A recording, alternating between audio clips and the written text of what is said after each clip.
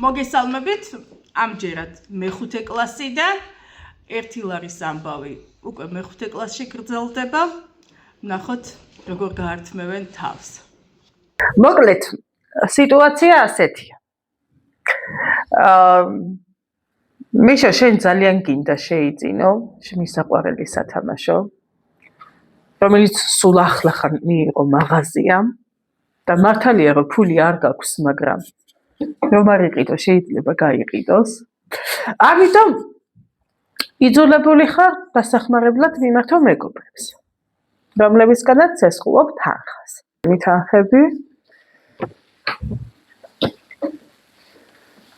კარგი. რამდენი ლარი ისესხე მეგობრებისგან იშა? 50 ანუ 100. 50 ანუ 100 ლარი ისესხე მეგობრებისგან. ბალი გაქვს 100 ლარი. ეხლა შენ მიდიხარ შენ საყვარელ მაღაზიაში და ყიდულობ სათამაშოს, რომელიც ღირს 97 ლარი. ანუ 97 ლარი გადაიხადე სათამაშოში. ხურდა რამდენი დაგიბრუნა გამყიდველმა? 3 ლარი. 3 ლარი გაქვს ხურდა. ახლა შენ გადაწყვიტე, რომ თითო ლარი მისცე ნიკას და ნინოს. 1 ლარი დაიტოვე შენთვის. ეხლა მითხარი, რამდენი ვალი გაქვს ნინოსი? 59 ლარი. ნიკასი? 59 ლარი. ჯამში? 98 ლარი. ჯამში 98 ლარი.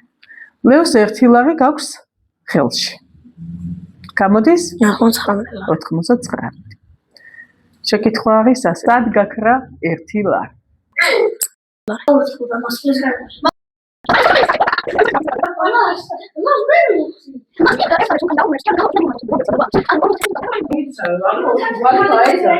50 ისესხა და 51 ხარ დაუბრუნებს. კარგი, ვინც სახალხო შეუძლებს ისიც. მაგ არა 100 ლარი ხონდა.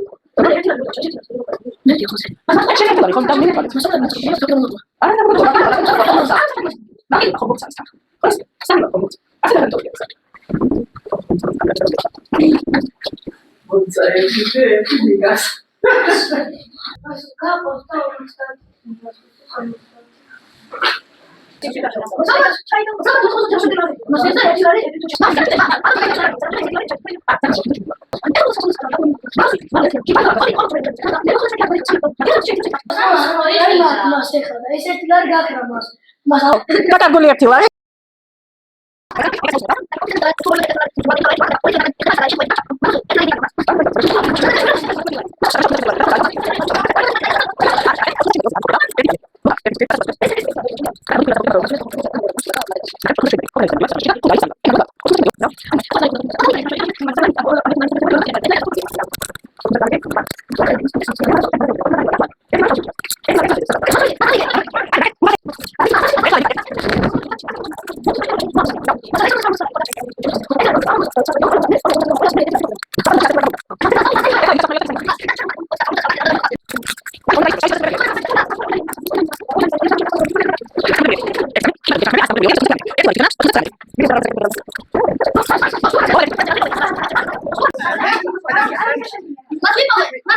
ნიკა, ერთი წუთი.